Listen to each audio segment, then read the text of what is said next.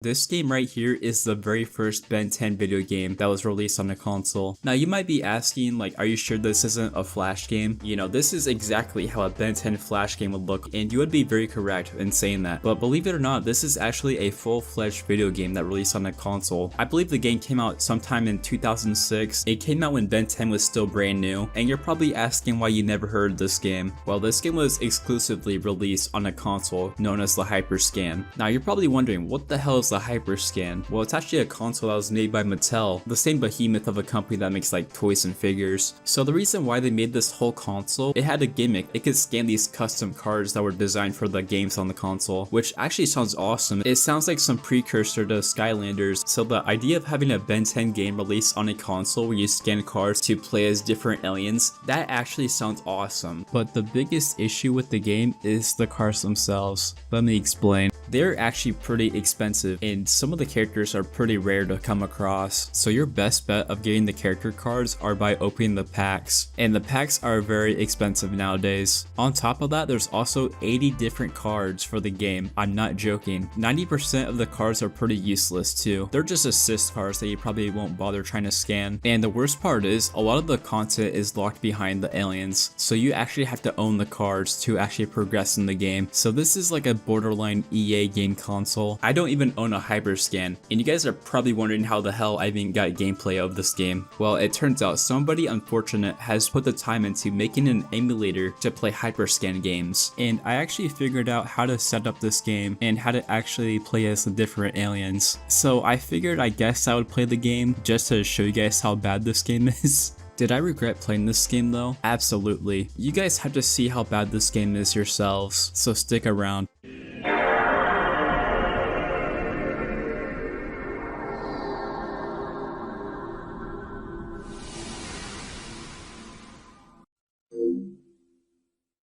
I'm gonna be honest with you guys, this game is so painfully boring. I think the best way of making this video is to just commentate and just talk about what happens in this game while I show you guys the gameplay in the background. But full disclosure, I actually played through the entire game, and oh my god, is this game miserable. I will just give you guys the rundown of this game, but before you even start the game, and I'm not joking when I say this, you had to sit past 3 different loading screens just to boot up the game. And even though I'm emulating this game, the loading screens are not any faster. Some of the loading screens take up to a full minute to load. So yeah, it's already very obvious that the HyperScan has just terrible hardware. You know, this console came out during the same era as like the Xbox 360 and the Wii. Like, there's some pretty high standards at this point. This game just looks like an over-exaggerated Flash game. In fact, there's a lot of Ben 10 Flash games that I would rather play instead of this. I will get back to the Flash games in a minute, but let's actually talk about the game itself and actually show you guys the gameplay now. So it is pretty awesome that you can transform into all of the aliens. I will also give the game credit for making the levels based on different episodes of the show. It is pretty cool that this game actually included a variety of different villains from the show, like Vilgax and Kevin 11 for example, but they even had like the less prevalent enemies like the Circus Freaks and Zombozo. And yeah, I think there is a couple more that I can't think of right now, but overall that is pretty much the only good things I can say about this game. Everything else in this game sucks. You know, even transforming into different aliens is pretty weird in this game. Even the Flash game, Battle Ready, did a great job with letting you transform into different aliens. You were basically able to transform into any of the aliens on command in that game, which was actually awesome for a Flash game. But in this game, you had to step on like this Omnitrix pad, and then you had to scan the card just to switch the aliens. Yeah, it's really lame having to use a Omnitrix pad just to switch aliens instead of being able to use the actual freaking watch itself. That in of itself is so stupid. And the first level of the game is like actually atrocious. The first level of the game has non-stop dialogue pop-ups, and whenever a pop-up appears, it freezes the entire game until it goes away. So not only does it waste your time, it also completely ruins your momentum if you're trying to jump or something. There is also a Grandpa Max and Gwen card that you can scan for help, which I actually would not be against that if the game didn't jump scare you by them randomly appearing. And whenever characters like Grandpa Max appear, the game also freezes, which is so annoying. Also, going back to the dialogue pop pop-ups, your own character can overlap the text, so you can't even read it. I have no idea how they fucked this up so badly. And this is the very beginning of the game, by the way. I would not be surprised if most people just turned off the game at this point. So yeah, not only does the loading screens waste your time and the pop-ups don't let you play the game, even using the Omnitrix pad freezes the game. Now in this case, the game does freeze to scan your cards, which on the hardware actually makes sense, but the fact that the game still freezes on an emulator, that just comes to show how poorly designed the game itself is. The game freezes up for a solid 10 seconds before selecting the alien. And speaking of aliens, some of the proportions are so fucked up. Like, look how massive Forearms is. I know Forearms is a big guy, but at least scale the characters properly so they can actually reach stuff. But yeah, let's talk about the other aliens in the game. To be honest, I don't mind how the aliens themselves look in the game. I think the animations are pretty stupid, but the designs themselves are okay. But the problem is that 90% of these aliens are just pretty useless in the whole game. I ended up spending the majority of my time just using Diamond Head, Wild Mutt, and Heat Blast. In all seriousness, Diamond Head is like the only alien that you need to use to take down enemies. I think he genuinely has the best projectiles in the game, and his hitbox can actually reach the enemies as opposed to most of the other characters in the game. I think the most disappointing alien in the game is Accelerate. Accelerate is not even that much faster as a character. All he can do is like a basic punch attack. He doesn't have like any cool dash attack or anything cool at all really. So Accelerate got completely snubbed in this game. He's just useless, to be honest. Some characters like Heat Blast and Diamond Head have some special attack that shoots like a projectile or something, but most of the aliens have absolutely nothing as a special attack, which is really disappointing. There actually is a couple characters like Upgrade and Wild Mutt that do have special attacks, but they are complete garbage. Actually, I want to talk about Upgrade for a second and how disappointing he is in this game as well. So Upgrade in the cartoon is an awesome alien. You know, the scene of Upgrade turning into a bike or just shooting lasers out of his eye, those were some awesome moments. And you don't really have any of that in this game. I don't even think Upgrade can even transform into things in this game. And he can shoot a laser, but there is a huge problem with this. The laser itself is not even a projectile. The laser is just a straight up move that has a small ass hitbox that probably won't hit the enemies. So yeah, Upgrade and Accelerate are by far the most disappointing aliens in the whole game. A lot of other aliens like Gray Matter don't do anything, which I'm not surprised, but it still limits your options in aliens. So you're pretty much stuck with either Heat Blast, Diamond Head, or Wild Mutt. And you guys are probably wondering why Wild Mutt's useful in this game, even though his special is completely useless. So Wild Mutt is actually needed in this one level that has you climb up a wall. Not only that, but there was one particular enemy that I actually could not reach as Diamond Head, and I was only able to take them out using Wild Mutt. But what about the flying characters like Stinkfly or Ghost Freak? Well, you actually can't use these characters in 90% of the levels. In most of these levels, if you try selecting them, the Omnitrix will just malfunction and it will make you play as Heat Blast or Accelerate or something instead, which, you know, it obviously makes sense. The Omnitrix can malfunction because it does that all the time in the show, but to be completely honest with you guys, I do not want to play a video game that does that. The main appeal of a video game is having the freedom of doing whatever you want and playing as whoever you want. In this game, you can't do that because they all suck, or because the game tells you no. Now, I do understand why they don't let you play a Stinkfly or Ghost Freak. They can't obviously just fly around, which would be overpowered, but the thing about this game though is that you still have to kill all the enemies in every section of the levels to progress. So even if you could fly past the enemies, it won't do anything because you still have to kill them. So even locking these characters in the majority of the game, it's just pointless. And yeah, let's just talk about the enemies themselves. This is one of those games where it's like borderline impossible to reach the enemies. Most of the time, you have to just spam the jump button and hope and pray that you can punch the enemies in the air. I don't even know how to describe the controls of this game, but this game feels so unresponsive. It feels terrible having to do this. Thankfully, Diamond Head's projectiles can reach almost all the enemies just fine. So Diamond Head is a necessity in this game, but there's a catch in this game. You see, some levels actually require you to use a different character like Ripjaws or Ghost Freak. So this is essentially a paywall because you actually need to own the cards to progress in the game. This is my biggest issue with the game. You know, it's one thing for the game itself to be bad, but you should still be able to progress in the game if you really want to. I know there is free to play games that do this, but this is different. This is a game that you paid money for. You know, it's pretty obvious that Mattel just made this this game in the console just to sell a bunch of cards. They obviously don't care about the quality of these games. You know, this makes some pretty bad Ben 10 games like Omniverse 2 look like a masterpiece in comparison to just how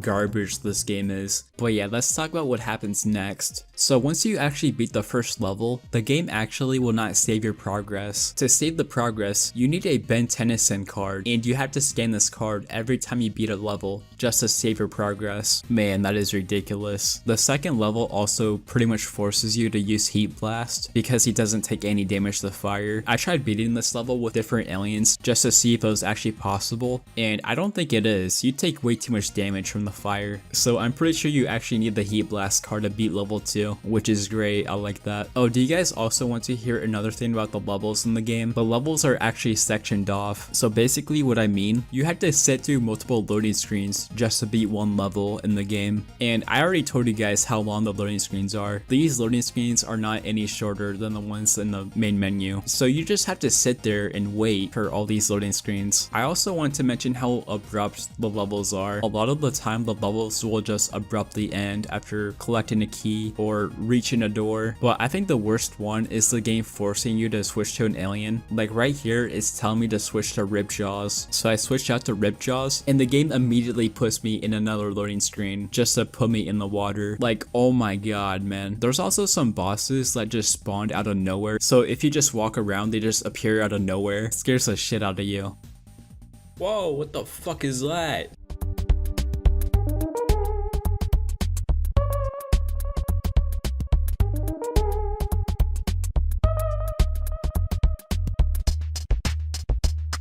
There's also certain enemies and levels that you aren't able to reach, but they can obviously hit you. There's also like projectiles and attacks that can kill you in one hit, and that just ruins the point of the health bar. The bosses are so lame. You know, I was excited to fight Zombozo and Kevin 11, but they just basically stand there and you just hit them repeatedly. They also have a lot of health, so they just take forever to kill, so you just have to like awkwardly stand there and shoot projectiles at them. The game also just has some of the dumbest mechanics. Like sometimes if you spawn in a level, you can't use the Omnitrix, so what you have to do is you have to pick up like a sumo card or something off the ground, and it reactivates the Omnitrix, which makes absolutely no sense whatsoever. I will say most of the levels are painfully boring. You just walk in one direction, kill all the enemies, and wait for the level to end, but some levels are pretty confusing. There is one level that has you play as Ghost Freak, and I was pretty confused on where to go. It was a very big level, so I spent like 5 or 10 minutes just flying around. Levels like this one were just confusing as hell. Alright, this part's gonna be a doozy, but let's talk about it. The final level of the game has you fight against Vilgax. It sounds pretty cool having to fight Vilgax in the game. It's not cool. Vilgax was a very menacing character in the original Ben 10, but in this game he has like the goofiest ass animations. You cannot take this guy seriously, but this is genuinely one of the most rage-inducing boss fights I've ever played just because of how unfair this boss is. It's actually not Vilgax himself that makes this hard. I am pretty sure that Vilgax can kill you in one hit, but that is nowhere near as bad as what I'm about to talk about. There is one major thing I forgot to talk about in the game. So the game has collectible items, like there's sumo cards, and there's also like this device that supposedly gives you more time for the Omnitrix. Who cares? Supposedly the game also has these souvenirs in each level. Now even after playing through the whole game, I have no idea what these souvenirs even are. This is actually very important for what I'm about to talk about. So apparently if you collected souvenirs in every level, it will build a device called the Omni Shield, and I guess Grandpa Max will activate it if you talk to him. This is according to the HyperScan wiki at least. I have no fucking clue, man. So you're probably wondering, what the hell is an Omni Shield? Well, you actually need it to beat the final level. Let me explain why. So there's these stage hazards that shoot like electric at you, and whenever you get hit by these projectiles, it will break your Omnitrix. I'm not joking. You will not be able to transform into an alien. So basically what that means, you have to fight Vilgax as Ben Tennyson, and Vilgax has so much health that you are not going to kill him as Ben 10. Basically the Omni Shield is used to prevent this from happening. I don't have an Omni Shield though, so I'm fucked basically. You're probably thinking that you can just avoid the projectiles, which you kind of can. I will talk about that in a second, but 90% of the time of you trying to transform into an alien, you will get hit by the electric and de-transform in the middle of transforming. This is the most bullshit garbage I've ever seen in the game. You just have to be super lucky and transform without getting hit, and this is all RNG, but I was able to finally transform into an alien. So what do you do next to avoid these projectiles? I actually found out if you go to the very corner of the map, the very right side, the projectiles will not be able to reach you. So you can actually attack Vilgax as an alien without the Omni Shield. And of course it still takes like 5 minutes to kill him. This guy just has so much goddamn health. You just have to sit there and shoot projectiles at him. Or in my case, fireballs, because I'm using Heat Blast. You have to literally cheese the game if you don't want to bother getting all the items basically. And yeah, the ending of the game is not satisfying at all whatsoever. The ending is just like a bland cutscene, basically implying that Vilgax isn't dead and that he will come back, which he does in the show, but that is such an unsatisfying ending to a game, especially for a game as bad as this. There's just nothing satisfying about it. Well, I guess there is one satisfying thing about the game. I don't have to play this garbage ass game ever again. Moral of the story, don't ever play this game. It's so bad. I remember discovering this game because of the Angry Video Game Nerd, and he did not do this game justice in talking about how bad this game is. He basically only talked about the very first level of the game, so I was always very curious about the rest of the game, and let me tell you something, there's nothing else in this game.